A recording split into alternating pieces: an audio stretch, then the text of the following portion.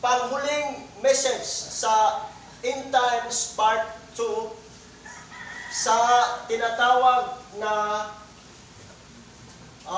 The Coming. Ito po ang ating pinakatima. Kaso lang, napaloob ito sa The Coming of the Son of Man. At alam na po ninyo anong ibig sabihin sa Son of Man. At tuloy po natin. Dito po, sa loob ng Part 2, mapag-usapan po natin, mapag-aralan, the coming of the Son of Man in these last days is not giving the salvation to the Gentiles.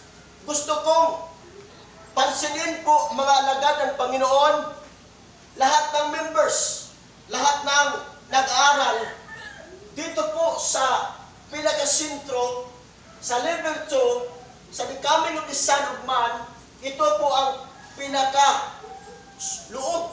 ng pagpaparito ng anak ng tao.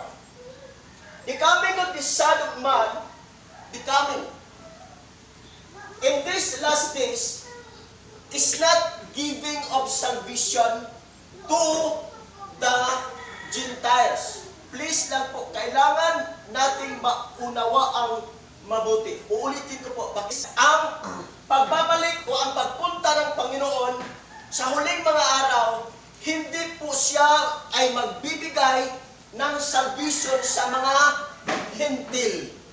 Katulad sa atin. Tuloy natin. But to take away or rapture His obedient people. Balik natin saglit.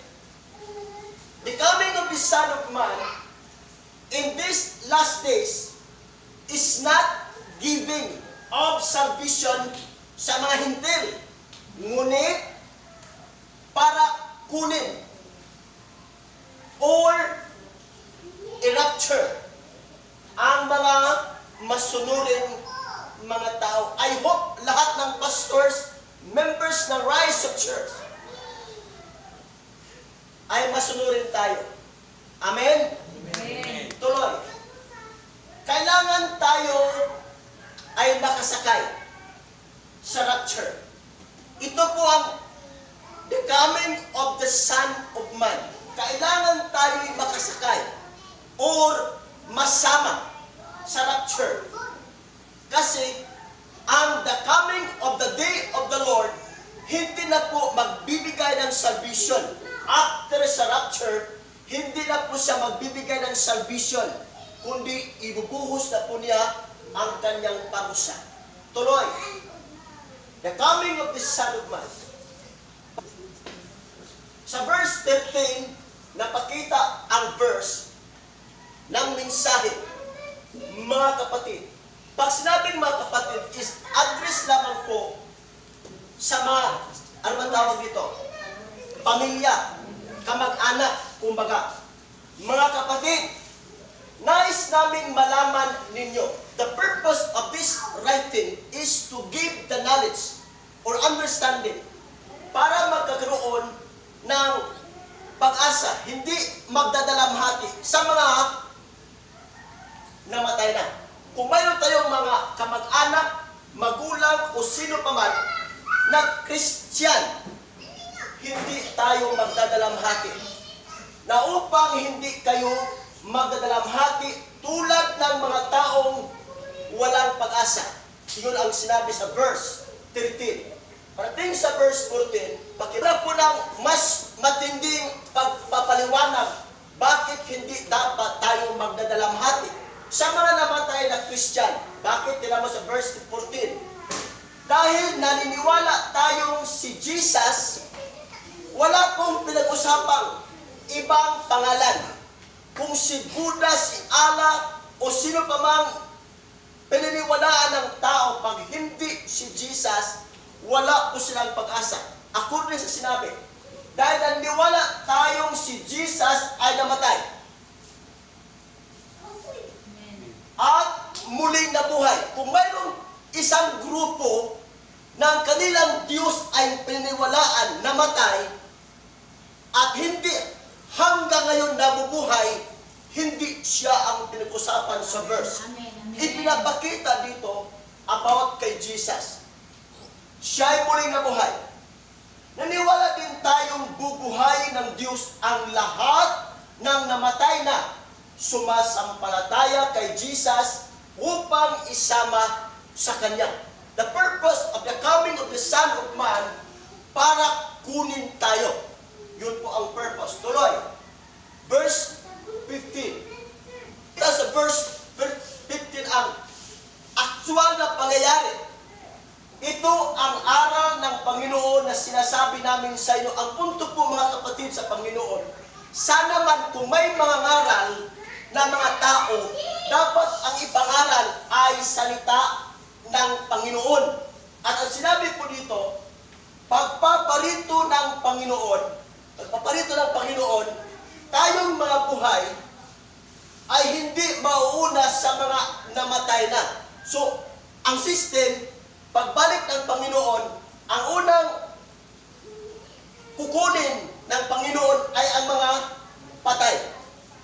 At ang mga buhay pa ay susunod. Ibig sabihin, hindi mauuna ang mga buhay, kundi ang mauna ang namatay na.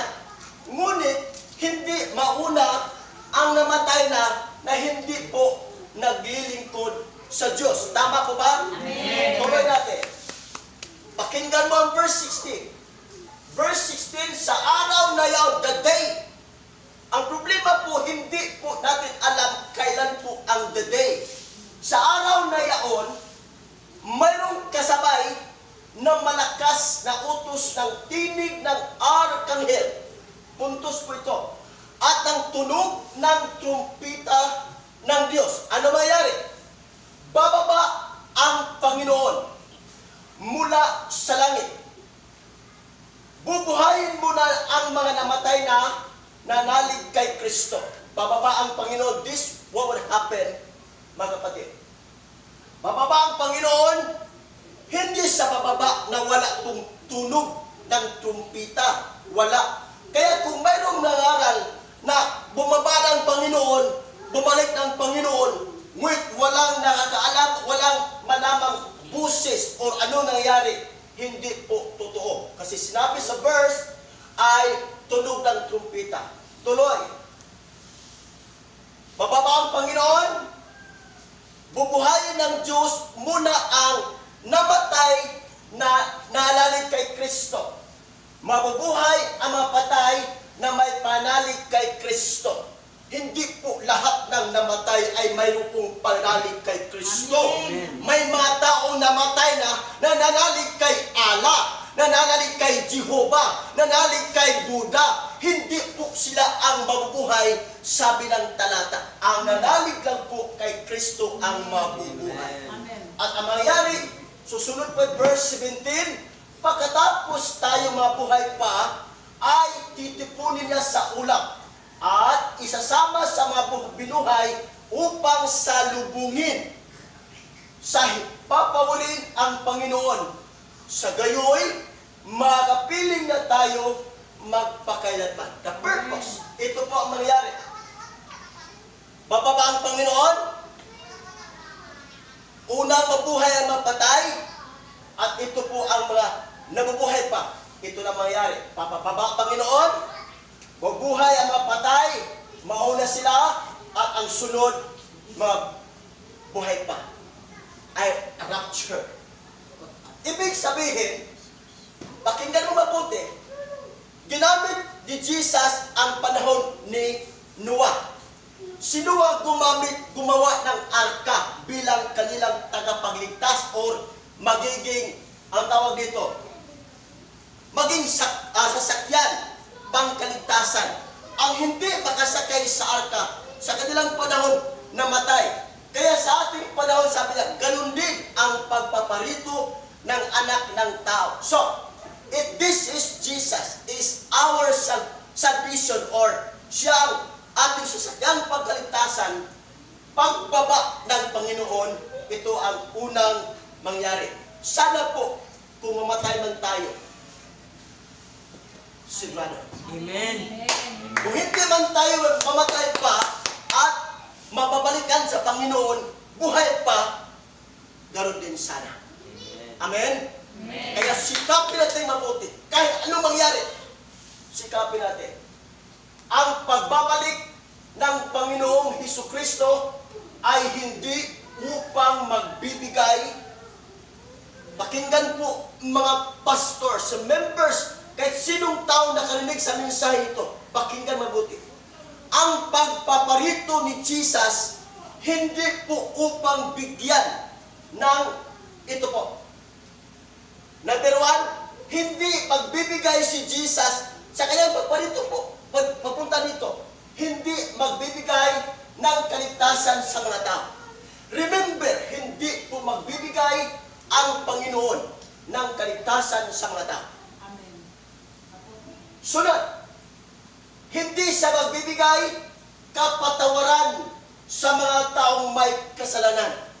Tandaan po natin mabuti. Tandaan po natin. Sunod, hindi siya magbibigay pagpapala at wala siyang awa pagpunta ng Panginoon. Pang-apat, hindi siya magbigay kagalingan ng ating o karamdaman. Hindi po. At ang panglima, hindi siya magbibigay ng inyong pangailangan. Remember, at ang pinakalas, kundi kukunin niya tayo at dadalhin sa himpapawid. Wow! Hallelujah! Hallelujah! Yun ang purpose. Kaya kailangan natin sikapin, mga kapatiran. At kailangan makasakay tayong lahat sa rapture. Please, kailangan talaga natin. Napansin natin, ganoon din mangyari para ni Kristo. Kawawa silang hindi nakasakay, huli na, huli na, huli na. Ingon ang ginawa, ganoon din mangyari. Pagbalik ng Panginoon, kawawa silang hindi ma-rapture. Huli na ang lahat. Sunod, verse 38 ng Matthew chapter 24. Pakibasag ang explanation ni Jesus. Sabi po ni Panginoon, ng mga araw na iyon, the time of Noah, bago bumaha ang mga tao'y nagsisikain, nag-iinuman, at nagsisipag-asawa hanggang sa pumasok si Noe sa barko. Until the hour na pumasok si Noah sa arka. Verse 39, pakinggan mo. Hindi nila namalayan ang pangyayari hanggang sa dumating ang baha. Hindi nila alam. While waman naman nila nakakita kung saan ginawa ni Noah ang arka. Hindi din alam din kung may mga tao bang pumunta at nagtingin sa paggawa ni Noah sa arka. Wala tayong information about that. Pero ang punto po dito, sabi sa verse, hindi nila namalayan. Ano yung ibig sabihin sa namalayan? Wala nila napantayin. Hindi nila napapansin, kumbaga. Di ba ha? Hindi napapansin hanggang sa dumating ang baha. Sabi sa verse, pakinggan mo, at tinangay silang lahat. Ganoon din ang mangyari sa parating ng anak ng tao. The same ang mangyari. Kawawa silang hindi nakasakay. Huli na ang lahat.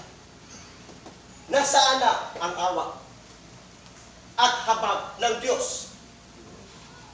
Nakuha, kapatid, sandali ha. Pagkuha ni Jesus sa time ni Noah, baha na, hindi sila kasakay. Sa ating panahon, hindi ma-rapture ha, hindi ma-rapture. Sa tingin mo, hindi ang tao manalangin? Sa tingin mo, hindi ang tao maghingi ng tawad? Sa tingin mo, hindi ang tao magsabi na saan na ang biyaya mo, Panginoon? Sa tingin mo, hindi marikul ang mga tao sa maninsay na ang Diyos ay puno ng awat habag? Pwedeng babanggitin ng mga tao ito? Wala. Yun din mangyari. Pinapakita ang isa namang pangyari, panahon ni Lot. Gayon din ang mangyari noong panahon ni Lot. Na hindi po sinabi, in-explain ko na sa nakaraang Sunday. May mga ginagawa sa mga tao dito sa panahon ni Lot na hindi ginagawa sa panahon nila Noah. Pakinggan mo. Dito, may ginagawa sa panahon ni Noah. Correct? Nagsisikain, yun din. Nagsisiinom. Ang hindi nakasama, ito, bumibili, nagtitinda, nagtatanim, at nagtatayo ng bahay. This is the event of Noah's time, Lot's time. Dito po ang mangyayari, panahon ni Sodom at Gomorrah. Pakita natin. Sa verse 29, nagpapaliwanag ang Panginoon. Pakituloy ba sa ngunit ng araw na umalis si Lot sa Sodoma, umulan ang ng apoy at asupre at natupok silang lahat. Ganon din ang mangyari sa pagdating ng anak ng tao. By next Sunday, i-explain ko sa inyo one by one ang event na mangyayari pagdating ng anak at pagdating ng the day of the Lord. Ito po'y pagdating ng anak ng tao. Sunod, natupok ng apoy. Nasaan na ang habag ng Diyos? Sunod, the great city will burn. Nasaan na ba ang awa ng Diyos?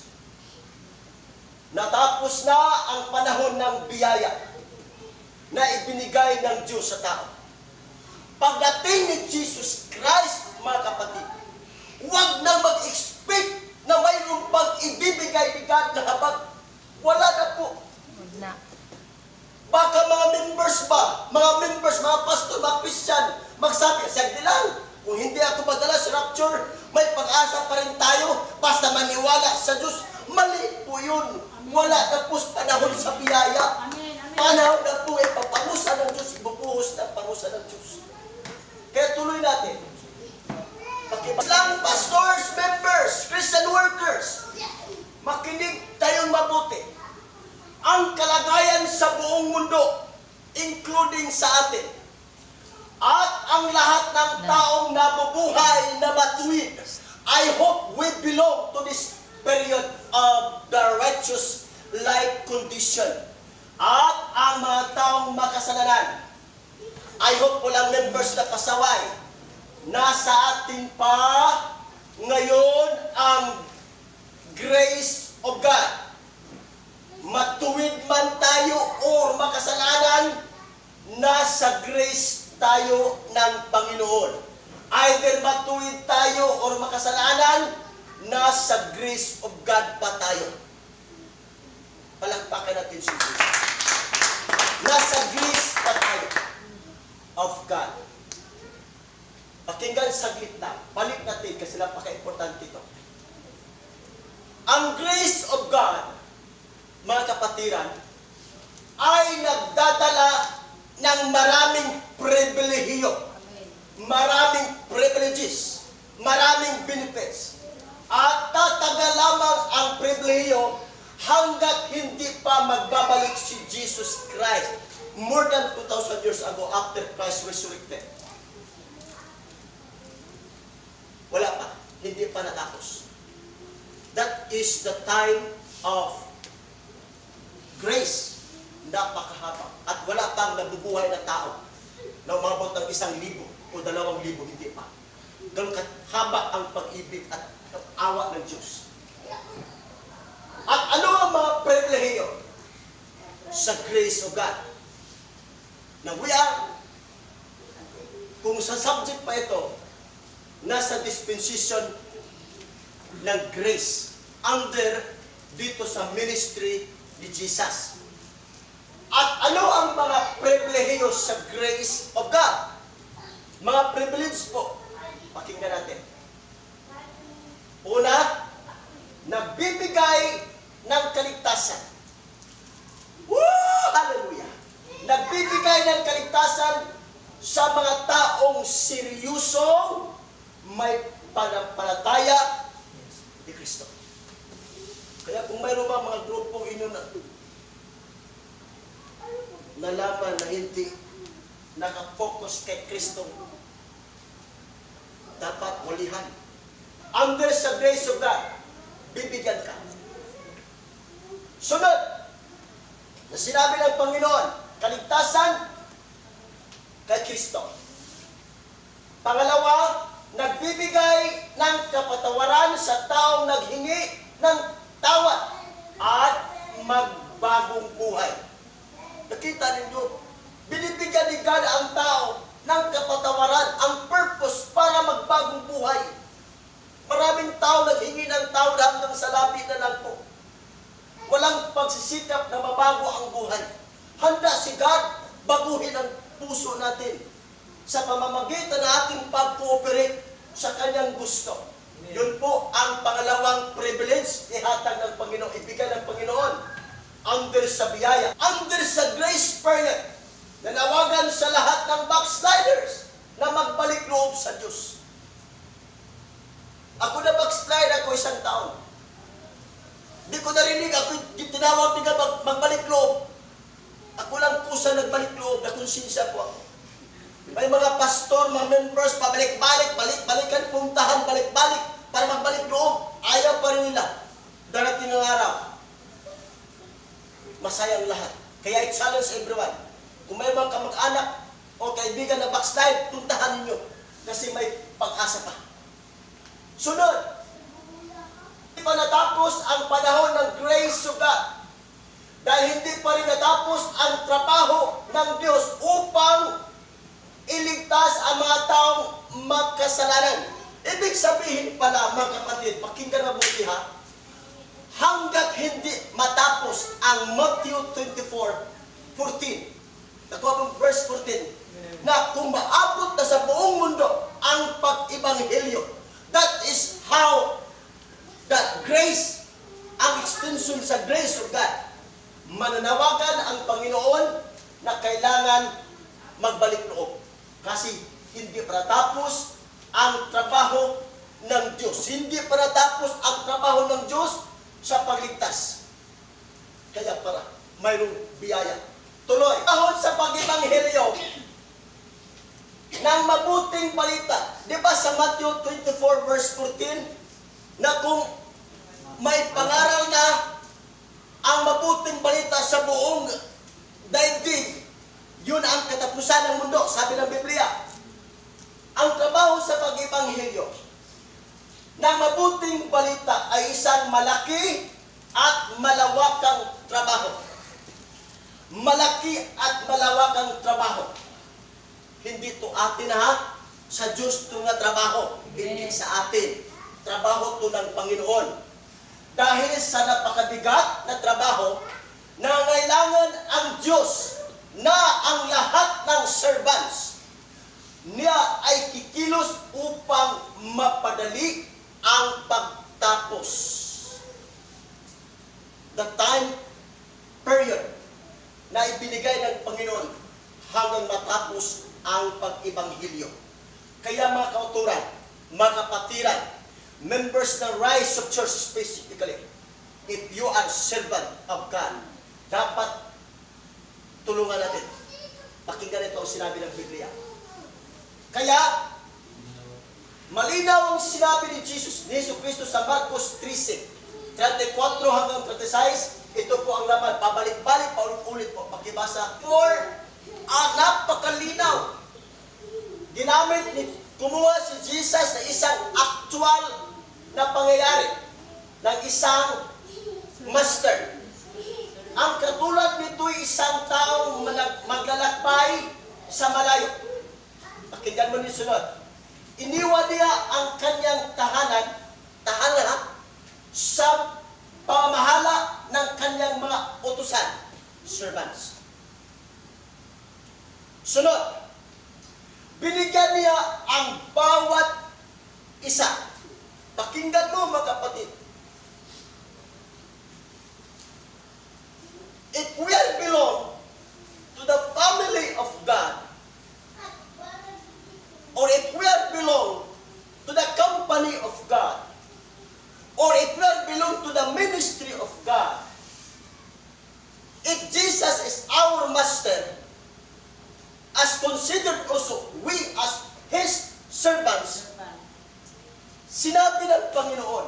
binigyan niya ang bawat isa.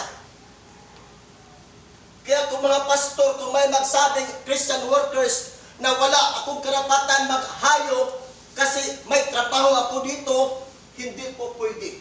Sinabi ng Panginoon yan. Binigyan niya ang bawat isa ng kanya-kanyang gawain. At inuutusan niya ang tanod na mabantay. Pakinggan niyo ang sunod na verse. Po, mga kapatid, nakakatakot itong sinabi ng Panginoon. Hindi pa ito madaman natin, hindi pa natin maramdaman dito, hindi pa maramdaman ito.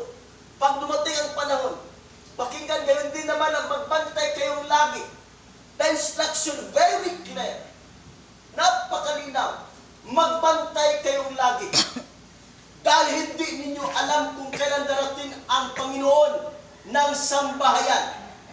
Ito'y maaaring sa takip silim, sa hating gabi, sa madaling araw, o kaya sa umaga. Verse 36, grabe, baka siya'y biglang dumating. Pag bigla siyang dumating, sabi sa verse 36, at maratnan kayong natutulog. Yun ang nakakatakot. Ngayon wala, para pag hindi tayo, wala lang, parang wala lang. Nakikinig sa mensahe, parang wala lang. Pagdating sa araw, ang problema po, kapatid, hindi natin alam. Takip silim ba, hating gabi ba, madaling araw ba, o kaya'y sa umaga. Pagdating ng Panginoon, everything masaya. Pag hindi, tayo'y madatnan na nagtrabaho. Ang sinabi ko sa inyo, sinabi ko sa lahat, ibig sabihin, hindi si God fair. Hindi sa unfair si God. Sinabi ko sa inyo, sinabi ko sa lahat. Kaya, kasama tayo dito. Tuloy po. Ano ang malaking problema at nakatakot na sitwasyon sa ating panahon ngayon? Ulitin natin. Ano ang malaking problema at nakatakot na sitwasyon sa ating panahon ngayon? Balik natin saglit. Dito sa verse 35, parang okay lang. Dito sa verse 36, pakinggan mo saglit lang. I will give you 1 minute to examine carefully. Verse 36. Sige po.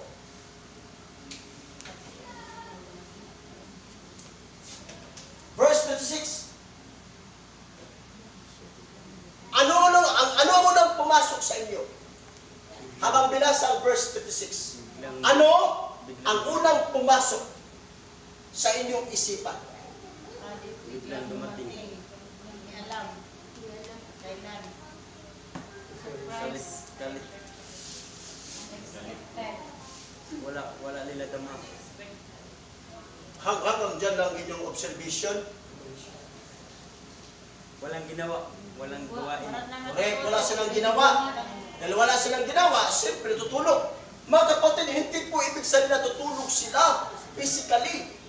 Walang ginawa.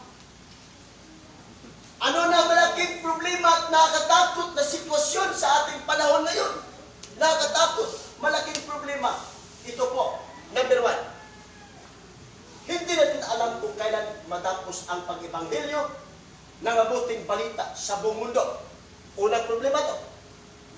Nakakatakot, mga kapatid. Nakakatakot talaga to. Unang problema to, ha? Hindi natin alam kung kailan matapos ang pag-ebanghelyo ng mabuting balita sa buong mundo. Problema po yun. Kaya pala, ang gusto ng Panginoon, dahil hindi natin alam kailan sa darating, laging magtrabaho. Sunod, baka hindi tayo tumulong sa trabaho ng pag-ebanghelyo o trabaho sa paggawa ng mga disipulo para kay Jesus Christ. Yun po, nakakatakot po yan. Diba sa Matthew 28:19 sinabi ng Panginoon, the Great Commission before He was ascended back to heaven, Matthew 28:19, it was so clear. Go and make disciples. This is it. Part ito sa pag-contribute sa trabaho ng Panginoon. Making disciples. What happened to you? Nagkaroon kayo ng more knowledge about who Jesus Christ is. Amen. May mga tao na alam na si Kristo ay mabait, hanggang doon lang po. Ang iba, wala talaga. Tulungan natin. Gawa tayong mga disipulo. Pangatlo, baka hindi ninyo alam kung ano ang trabaho na ipinapagawa ng Diyos sa inyo ngayon. Baka ba? Wala kang alam. Baka alam ninyo, punta ng simbahan lang. Uwi, balik simbahan, uwi, balik simbahan. Tapos, doon sa bahay ninyo, pasaway. Baka hindi nyo alam kung ano ang trabaho, anong trabaho na ipinapagawa ng Diyos sa inyo ngayon. Problema to. Baka hindi din alam. Pangatlo to. Sunod. Grabe naman. Hindi pa rin ninyo naririnig. Grabe naman kung hindi pa rin ninyo nakikita. Grabe naman kung hindi pa rin nalalaman na ang Diyos po hanggang ngayon ay nag-hire. Nag-hire siya. Nag-hire siya ng mga manggagawa. Hindi nag-hire siya to become members. Hindi po. Nag-hire siya upang maging workers, trabahante. Workers, trabahante. Pakinggan mo itong verse, chapter 20, 1 to 16. I-explain ko, i-highlight ko po lamang. Ang chapter 20, isang istorya ng ang master, ang may-ari ng ubasan, nag-hire siya ng mga tao. Pumunta sa palengke. Mayroong hinahire niya tao alas 9. Yan yung mapakina mo ha? Alas 9, mayroon din alas 12. Mayroon din alas 3 ng hapon. Habang si Panginoon na baga, mayroon parang pang trabaho. Nagpunta si Jesus o ang master doon sa maraming tao. Alas 5 na. Alas 5 ng hapon na ha? Alas 5 ng hapon, may nakita siyang walang trabaho. Sabi niya, bakit wala kayong trabaho? Anong sagot ng tao? Wala kasi nag-hire sa amin. Sabi ng master, punta ka doon. Alas 5 po ha? Alas 5. Kung ikaw, kapatid, mayroon kang ipatrabaho, mayroon kang ipatrabaho, at isang oras na lang, at ang sahod mo isang araw, bihira mo makuha mo yan.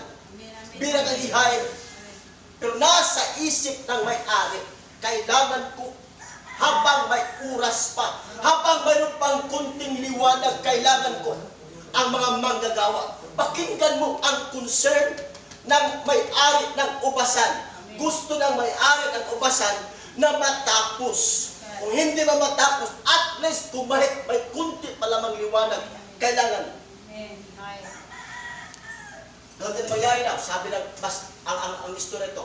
Sunod, Juan 4. Ang concern sa mga apostoles, nagbili sila ng pagkain. Sila, Master, Jesus, ito na ang pagkain. Sabi ni Jesus, mayroon akong pagkain na hindi ninyo alam. Sabi ng mga apostoles, sino kayo nagbigay ng pagkain? Pakinggan mo ha. Nung narinig nila ang sabi ni Jesus, mayroon akong pagkain na hindi ninyo alam. Sabi ng apostoles, sino kayo nagbigay ng pagkain? Anong sabi ni Jesus? Diba? Look at the field. Tingnan mo ang kumbaga, hinug na. Nakuha ba kapatid? Nakuha niyo ang alam punto. Oh, yes. Pakinggan mo ha. Sabi ni Jesus, look at the field. Tingnan mo ang mga tao. Ang tinitinan sa apostoles, pagkain. Si Jesus, ang tinitinan ni Jesus, ang mga tao. Kaya gusto ni Jesus na ang mga apostoles, kung sasama sa pagtingin doon sa gusto tingnan ni Jesus. Kaya nung nalaman niya sa mga apostol, sabi ni Jesus, yun. Kung ano yung concern, Amen. Matthew 9:35 hanggang 37. Anong istorya dito? Nakita ni Jesus, habag sa habag. Nakita ni Jesus ang napakaraming tao. Merong muling sinatiman. Kita ninyo, napakaraming tao. Unang naramdaman ni Jesus, Habang. habag. Bakit nahabag ang Panginoon sa mga tao? Una, para silang tupa na walang tagabantay. Ibig sabihin, kung ikaw ay may nakakitang mga bata na wala ng magulang at ikaw ay mayroong mga pamilya at mahabagin ka sa mga anak mo, ganyan ang mangyayari sa inyo makita sa mga bata. Nahabag siya. Bakit? Wala tagabantay. Sunod, sabi ni Jesus, pray. Sabi ni Jesus, pray to the Father. Nakuha mga kapatid, mga pastors, mga members, Amen. sabi ni Jesus, pray to the Father. Stand. At sabi ni Jesus, pray that the Father will send more laborers. Hindi sinabi ni Jesus, pray upang pagpapalait ka ng Panginoon. Hindi sinabi ni Jesus yun. Nakuha, mga kapatid, ang problema kasi sa atin, puro prayer lang po para sa personal pangailangan natin. We have to extend our prayers to others. Amen. Sabi ni Jesus, pray. Magpadala ang Ama ng maraming workers. Hindi sinabi ni Jesus, pray, na magpadala si Jesus ng maraming biyaya. Maraming workers. Bakit po kailangan maraming workers? Eh, siyempre, kailangan yun eh. Maraming mga tao, walang tagabantay. Pakinggan mo ang mga pastors. Sa ibang simbahan, grabe, pinababayaan ng members. Hindi ba kita pastor leader? Di ba kita ang member na gumagano na habang sinalalakad? Hindi alam ng leader na ang membro ay hindi na nasa tamang ayos ang paglalakad. Grabe naman. Nakuha mga kapatiran ang concern Jesus. Kaya, if you are worker, you are the fruits of our prayers. Amen. Na magpadala si God ng maraming tao upang gawin na mga trabahante. Sakit ba sa among buot? Among sikap na mag-pray, mag-train para ma-equip sa Word of God. Pagkatapos na-equip sa Word of God, nanarbaho sa sikular. Gipapromote ang company sa kalibutan. Ang company ni God tuloy, ang mga leaders sa company ni God, uneducated. Pastor, grade 3 lang. 6. Ang magpastor sa simbahan, grade 6 lang. Sus, Ginoo. Ikaw na nakatunog ng high school. Kung mag-lead sa mga trabaho ni God. Ang mga doktor, mga profesional, mga maestra, narbaho sa sekular. Wow. Unya, para ba pagsusipan, kusog mangumentaryo ang mga profesional. Among leader, may grado. Hoy, ikaw graduhan ka, bakit ka mapagalit ka? Amen. Wakay. Kusog mangumentaryo, kusog among simbalo, no? May purma mong simbalo. Amen. Mag-explain ka sa ibang pastor na grade 6 lang. Grade 3. High school graduate lang. Napay English, magkamali-mali. Amen. Amen. Amen. Napay mga profesional, magwali ang way grado. Mag-ingo ng Di pa minaw. mga profesional ha. Mag-ingo ng mga profesional ha. Why na po, may bukot na. Way context. Pastor Mabel, basa-basa Bible, hindi ko rin. Ano magbasa makag-Bible, namay yung paminawal-wali. Ayun, context. Nga naman, siyempre, May grado. grade 6 may grado. Amen. Amen. Oh, do not discriminate, oy. Ayaw mo i-underestimate ang tao. Amen. White profesional pero makasabot sa sultis Ginoo. Amen. Ikaw kaduhan na makasabot sa sultis Ginoo. Ang masabtan mo, ang nasabtan sa yawa, kayo sa yawa, ay hampo, di ka hampo. Nga naman, oblisin ka ni Satanas. Malabon ka mang kahaka. Magpagamit ka ni God. Amen. At nagsimpan ng wow, pagkamatay ni pastor, ni pastora. So salamat kay napatay ng amang pastor na nagrado. Ako, ipakita mo. Wala yung membro mabili. Nasabtan ninyo mga kapatiran. Amen. Uy, tuloy, uy ka mga profesional, turuan yung pastor. Pastoral, mali English, mali grammar. Kung tayo sa bahay, pastor, ang mag-aaral na pastor sa kanang English, ang paano pag-pronounce itong Ampere. Ampere. Ampere. Ampere. Saba, pitfall, feet. Ang pinahimo, nagawang if. Pipo.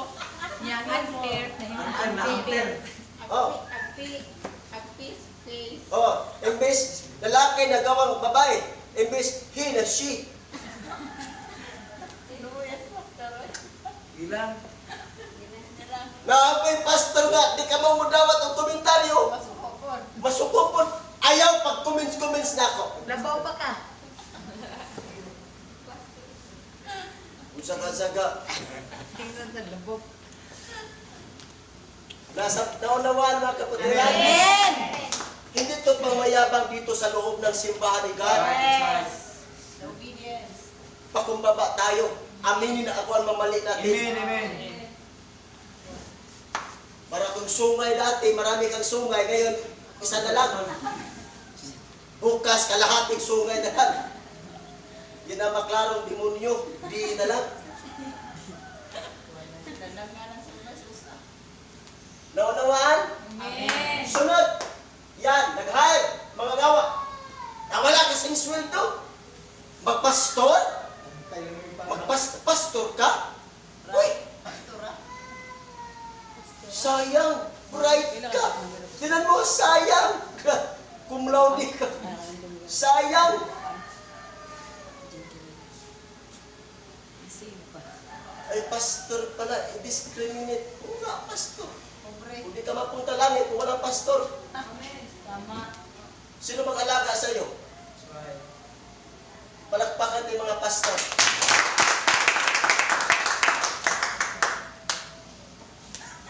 Pangapat, baka madatnan kayong natutulog at walang ginagawa sa trabaho ng Panginoon.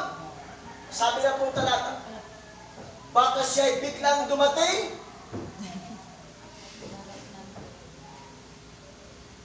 Yung bang biglang dumating, okay sana kung friend tayo.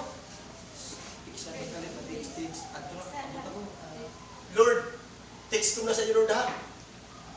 Kailan ka darating, Lord? Pwede sana yun. Pero wala talaga eh. Baka siya'y biglang dumating at maratnan kayo natutulog. Ang trabaho sa pagligtas ng mga tao sa pamamagitan ng pag-ibanghelyo ay kailangan matapos. Preaching of the gospel of God. The works to evangelize people. Kailangan matapos. Ang mga miyembro ng Jesucristo ang maghayos. At depende ni Jesus, bahala ni Jesus kung iligtas niya ang mga tao, hindi. Basta ang purpose na tulungan natin siya. We are not the Savior. Amen. We are just a worker. It's up to the Lord if He is going to send the people to whom we evangelize. Amen? Amen.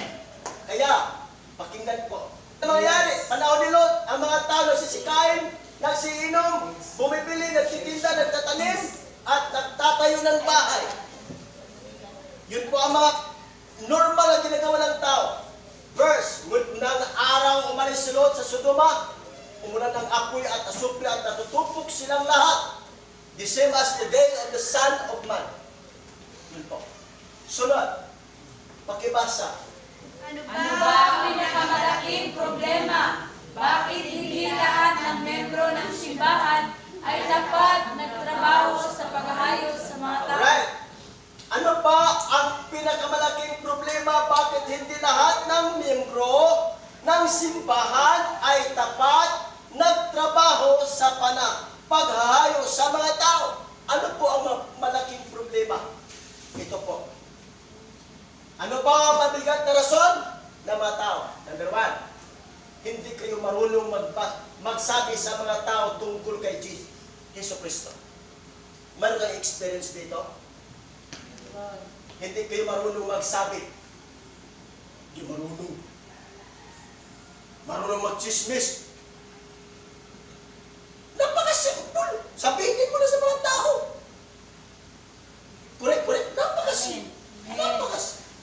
Kung hindi ka marunong mag-aral, pero bakit marunong ka mag-chismis sa ibang tao,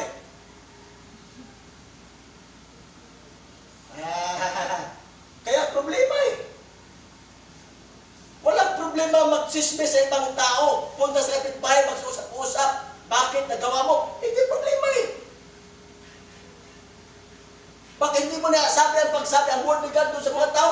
Problema Bakit? Hindi ka marunong. Hindi mag-aral pa. Sabi mo, Brad, sister, God loves you. Salamat, sister, punta na ako. Katarang po. Diba? Simple lang. Sister, si Jesus, babalik na. Salamat, Brad, punta na ako dito. Iba naman, yung lahat ng kapitbahay mo dito. Syaro. Pero bakit, may time po na kayo kapitbahay, ano bang pag-usapan mo doon? Nakita ninyo?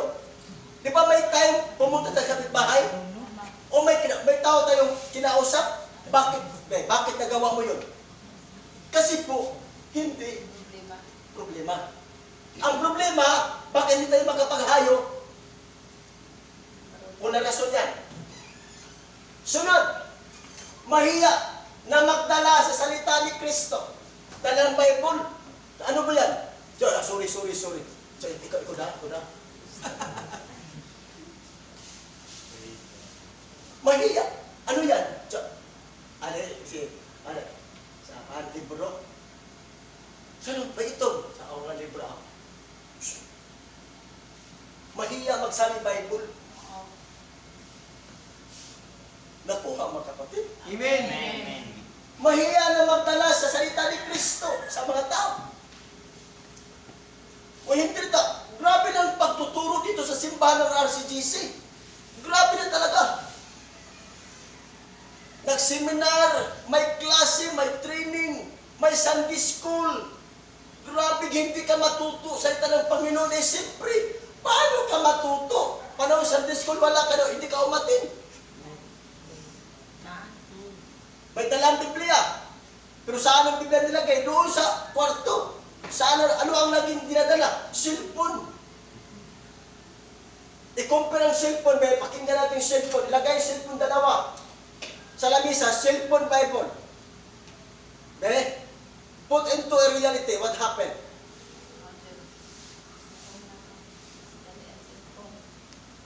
Una ang cellphone.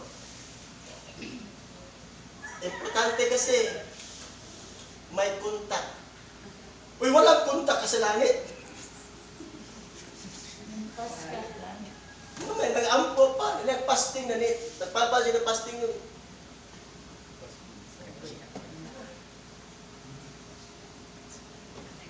Nag-fasting ha? Pastor Bible study na cellphone. Hindi, tatong rasot yun. Nasot doon sa Bible slot. Mahanap talaga butas. Marami na tayong butil. We have so many seeds. Amen. Natanggap natin. What we need to do is to plant the seeds. Ihasin mo na lang doon sa mga tao. Pangalawa po yan. Pangatlo, wala kasing panahon dahil busy sa trabaho. Pwede po ito. Yan, maglalaba ng maraming damit at iba pa. Wala kasing panahon, busy kasi maglabay. Ay, grabe ka naman kapatid. Grabe ka naman. Lunes, Martes, Merkules, Huwebes, Biyernes, Sabado, Domingo, Lunes, Martes, Merkules, Huwebes, Biyernes, Sabado. Busy, nalalaba ka pa rin.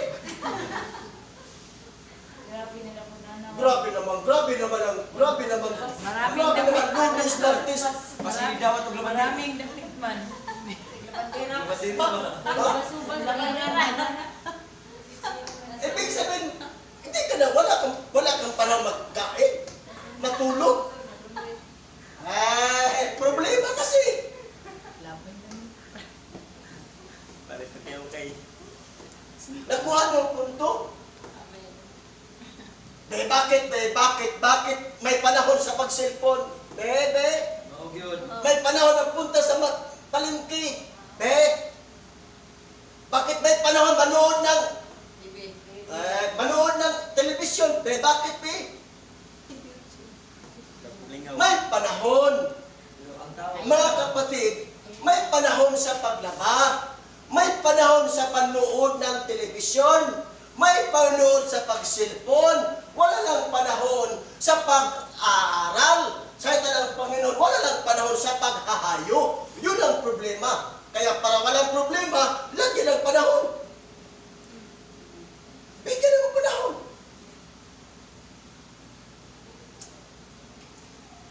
Pangapa, o kaya ayaw mo lang talaga magtrabaho para sa Diyos.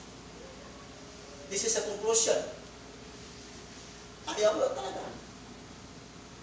Bakit? Sino pa nga tayo magawang example? Si Pastor Jeremy. Nagtuturo pa, pastor pa. Ano pa? Pastor Langga. Oh, kayo, experience nyo yan, napaka-busy. Walang tao sa katabi mo. Pag nakita mo ang tao, puntahan mo. Brad, sandali. Saan? Yung ulap. Saan yung ulap? O nga, alam mo Brad, dating araw, bababa ang Panginoon, sakay ng ulap. Salamat ha. Si Bato, mag-pray muna tayo. O ilang minuto lang. Saglit lang. Sulti lang yun. Kaya pag may paraan, kung gusto mo, maraming paraan. Pag ayaw mo, maraming dahilan. Ayaw kasi magalit si disturbo kasi si Pana, di ayaw talaga eh. Pero si Ginoo, namatay na lang yun, wag yung mahutik, rason. Nakuha ninyo, o kaya ayaw na lang talaga mag-ebanghelyo. Tuloy. Ngayon din naman, magbantay kayong lahat. Magbantay kayong lahat. Magbantay kayong lagi. Dahil hindi niyo alam kung kailan darating. Baka siya'y biglang ito po, natakot ako dito talaga. Diba kung matulog, hingi mo lang kung tawad, Lord, tawarin mo, Lord. Kasi baka bilang dumating.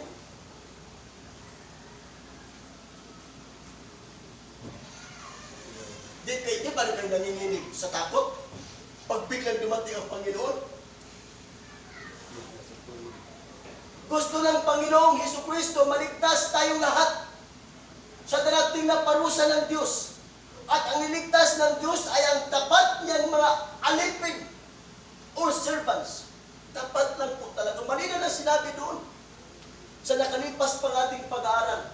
Gusto ng Diyos na maligtas tayong lahat. Pakinggan mo, i-express dito, tayong lahat. Gusto ng Diyos maligtas. At ang iligtas ng Diyos ay ang tapat ng mga alipin o servants. Hallelujah! Ano ang gagawin mo ngayon upang masigurado na makasakay o makasama kayo sa rapture na malapit nang dumating? Ano ang gagawin upang makasigurado tayo parating sa panahon? Ano po? Ano po? First, the rise of church. This is a very serious moment. Are you a servant of Christ? If your answer is, what? You need to make a decision. Kung servant ba kayo kay Jesus Kristo? Oo o hindi. Sunod. Kung ang sagot ay hindi kayo servant ni Jesus, ngayon sabihin mo kay Lord, ito na ang buong buhay ko. Ipagamit ko na sa iyo, Panginoon kong Hesukristo. Ito na ang panahon. If the answer is hindi ka servant, ipagamit.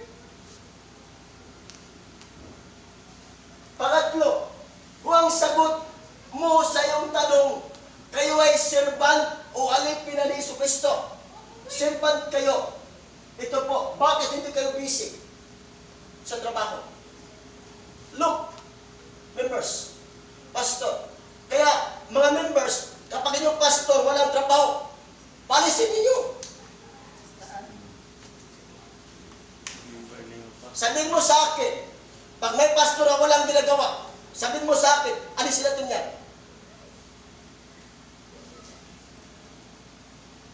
Importante po, bakit hindi kayo busy sa trabaho ng pag-ibanghilyo na yun man ang ipinapagawa ng master natin?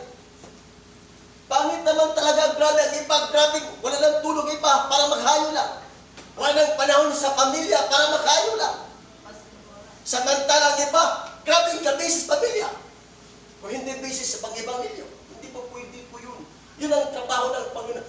Hanggang hindi maabot sa ibang bansa, ang salita ng Panginoon hindi matapos ang mundo. What's gonna happen? Kung matagal pa babalik ng Panginoon. Mas tayo. Think about what's gonna happen if the Lord hindi pa babalik. 10 years from now, 20 years from now, 100 years from now, mamatay man tayo. Pag hindi ka tapa. Paano yun? Sunod, pagkatapos ng COVID-19, balik saglit mga kapatiran, malapit na matapos tayo. Pag ang sagot mo ay servant ka ni God, o hindi ka busy, please.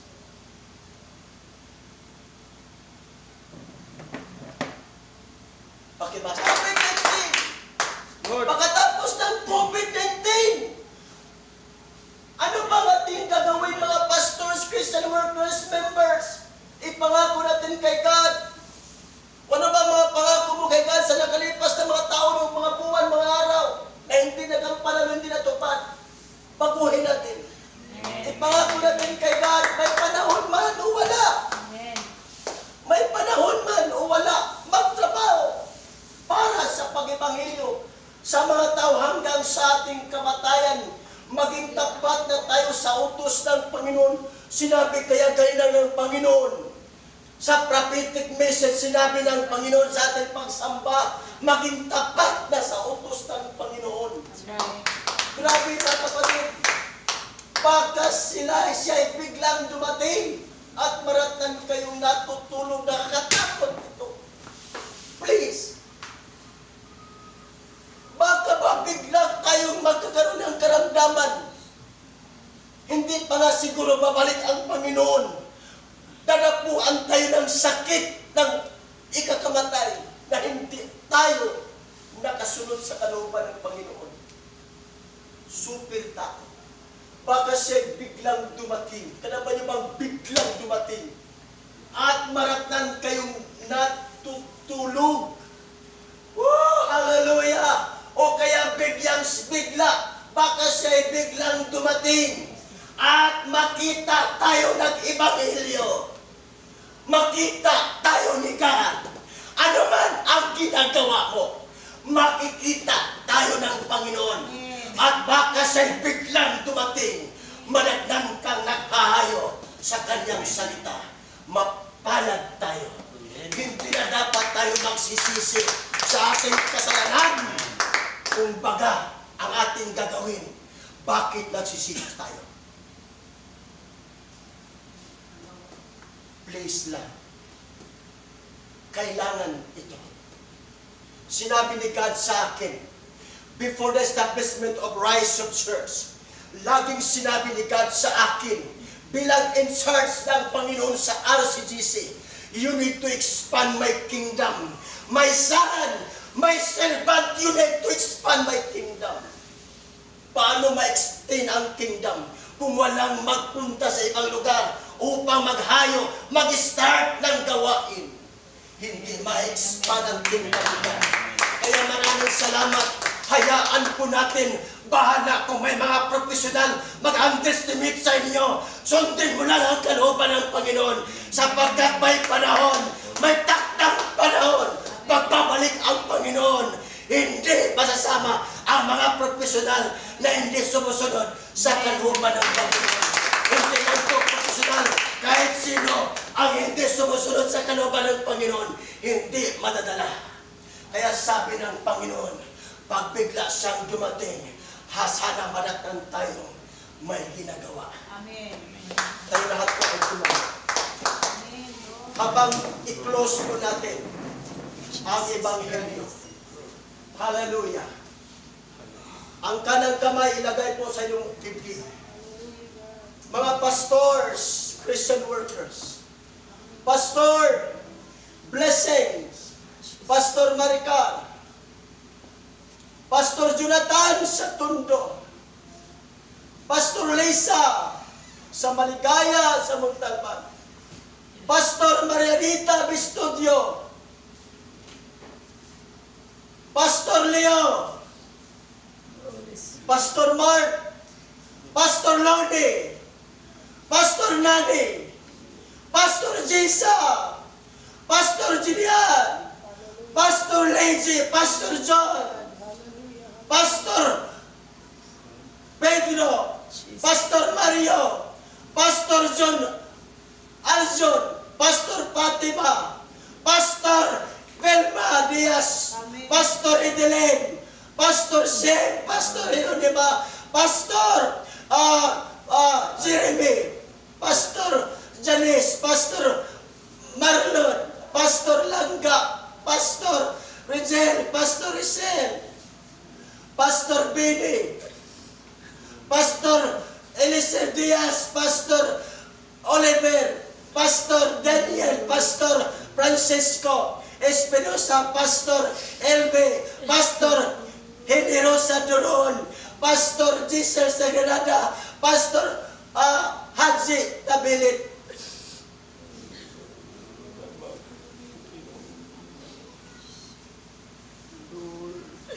Rise up! Yung mga nagpapainir, Brother Giovanni, Brother Gian, Sister Maricel, Brother Jobert, sino pang nagpapainir? At kita, likat ang lahat ng ating pagsisikap. Nakikita, likat ang ating pagsisikap para sa kanyang gawain. Huwag mong itigil. Mga Christian workers, mga pastors, mga members, I would like to challenge everyone habang may pag-asa pa, hanggang mayroon pang biyaya ng Panginoon, hanggang natanggap pa natin ang kaloob ng Panginoon, hanggang nandyan pa ang habag ng Panginoon. Itigil na natin ang ating sarili ang masunod, kundi ang masunod ang kalooban ng Panginoon. Buksan ninyo ang inyong paningin at sabihin sa inyong sarili at sa harapan ng Panginoon, pagkatapos ng COVID-19, gagawin natin ang lahat para lang po ma-extend ang kingdom.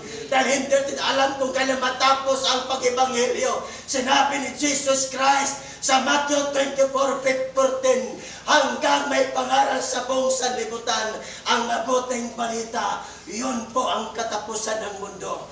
We are looking for the rapture. We are waiting for the day of the Lord. Hallelujah, hallelujah. Tulungan mo kami, Banal na Espiritu, ang lahat ng pastor ng Rise of Church, ang lahat ng Christian workers, members, at ang mga bago pa lamang, Panginoon.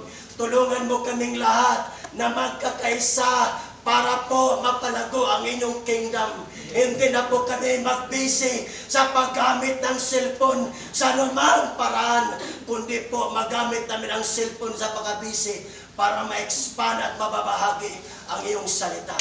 Maraming salamat, Banal na Diyos. Pagpapalain mo ang bawat isa na kita sa inyong abang lingkod, nakakarinig sa mensahe na dinadala ng abang lingkod mo, Panginoon. Ang aming dalangin, ang inyong banal na presensya, ang inyong banal na Espiritu, pagkatapos nilang marinig ang mensahe, mangusap po kayo sa kanila at magkakaroon po ng transformation ng kanilang buhay.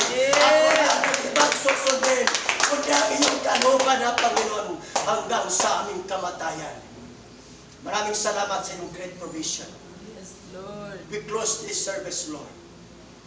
And I pray, this coming days to come, we have the busiest days sa aming buhay Amen. Amen. para sa iyong gawain.